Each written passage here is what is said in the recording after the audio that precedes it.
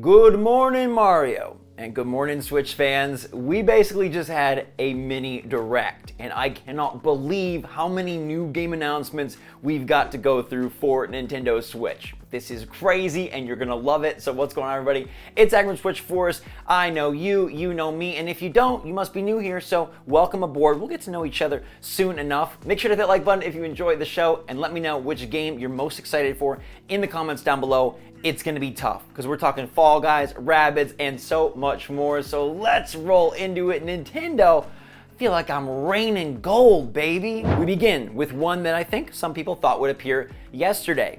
Fall Guys has been falling past its release date for a long while now, but it's finally gonna happen. They tweeted this morning that the big announcement, TM, the big announcement is happening on Monday at 1 p.m. Eastern. Now, they don't specifically say what it is, but their account has been hinting and teasing at the Switch version for a while now, and I'm sure this is the reveal of the Switch version. Now, it could just be a release date, but the fact that it's the big announcement, to me seems like they're gonna say, and it's out now. So that's May 16th, Monday at 1 p.m. Eastern.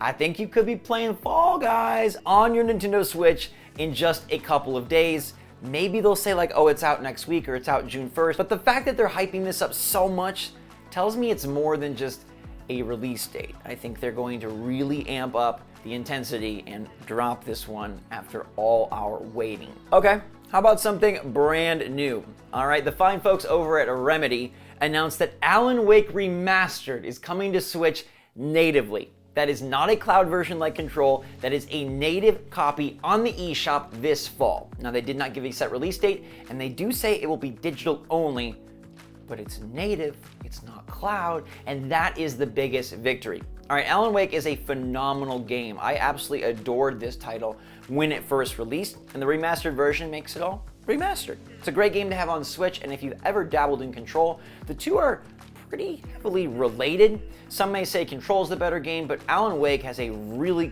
great storyline, and it really does this awesome thing where everything you see in the world, like, you get there. And I remember just loving and being blown away that you see this gas station, and then you wander your way through the forest, and then you're at the gas station. That was just such a good moment, and this is such a good game, and it bolsters the third-party lineup for this year. I'll let you know once we know the release date, but yeah, it's not cloud. Speaking of the cloud was not kind to the Kingdom Hearts trilogy releases on Nintendo Switch.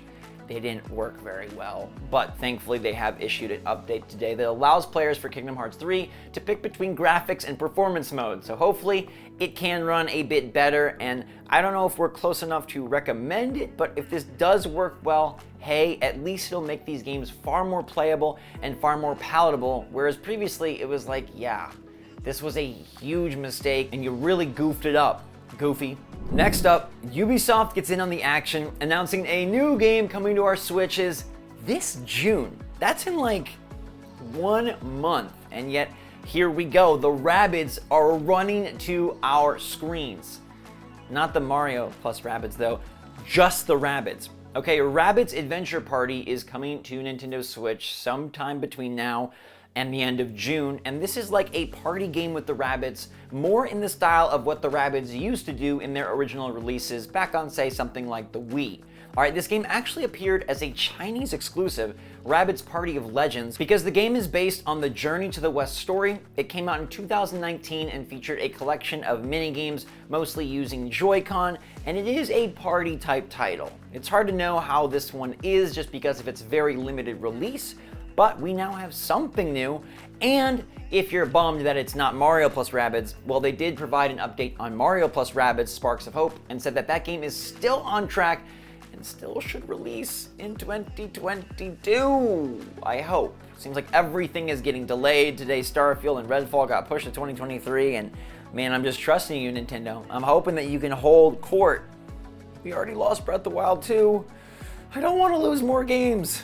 Also, is it just me, or does this feel like a Wii-era resurgence? We just got Nintendo Switch Sports, everybody's talking about a 1-2 Switch sequel, and Rabbids are coming back in their party form. Kind of weird to have all these games released right around each other, but I guess something is in the water. And something is in the water from Microids in the form of a very awesome hair. because their Metroidvania, Fist Forged in Shadow Torch, is coming to Switch later this year. We had seen this one rumored because of some ratings boards leaks, but now we know officially that they're bringing it to our platform, and this got really good reviews. Over on the PlayStation side of things, you're a bunny with a big fist. So it's got cool combat, Metroidvania exploration, and luscious graphics. Hopefully it runs and plays well on Switch, because I think it looks like an absolute pickup. And I just can't believe that all of these games got revealed the same morning, the same day, all in a row. And it wasn't like there was a direct or anything. Everybody just decided that, hey, we're gonna pump the Switch stuff, let's do it. Personally, I'm most glad to see Fist Forged in Shadow Torch and Alan Wake Remastered coming to our system. Alan Wake is one of my favorite single-player story games. I'm so pumped for the sequel. And Fist just looks ridiculously cool, all right? I haven't played it yet, but it is Unreal Engine 4, physics-based motion, and that, to me, is gonna be interesting to see if they can make it go good on Switch. Plus, you're this bunny with all these big powers, and for some reason, that just sounds pretty freaking sweet.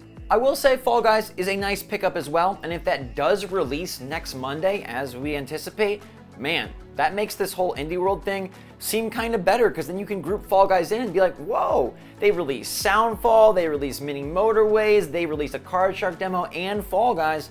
Pretty good indie world. Also weird, because why didn't Fall Guys want to be part of Indie World? I guess they wanted the big announcement to be just for them. One more announcement. Nintendo dropped the official Mario Strikers Battle League trailer in English this time. We've already seen this in Japanese, but now it is nice to get a localized version to get a few more details and nuances. I think the game is shaping up to be awesome, with the big tweak to me being that you play as all captains instead of a captain and a minion, and I think that's going to make the gameplay more diverse and hopefully more tactical. Plus, that move where you scoot into somebody and then they go launching forward looks sick, and I hope that there's increased depth in this version, just as we saw in things like Mario Tennis Aces that made that game very competitive and have a long shelf life in terms of online and multiplayer play.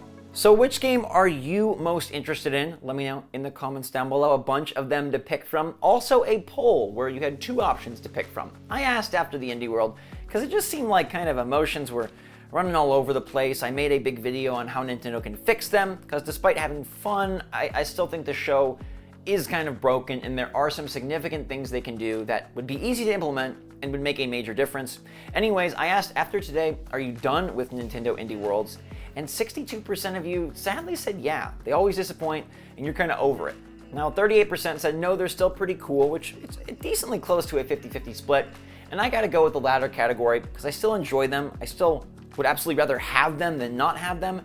But yeah, I think Nintendo could really condense and be willing to maybe show off games twice, or at least frame things in a different style so that we don't always have disappointment. Anyways, that's the show for today. Just a bunch of announcements, one after the other. Pretty cool to find out. You wake up on a random Thursday and boom, it's like Switch game raining from the sky.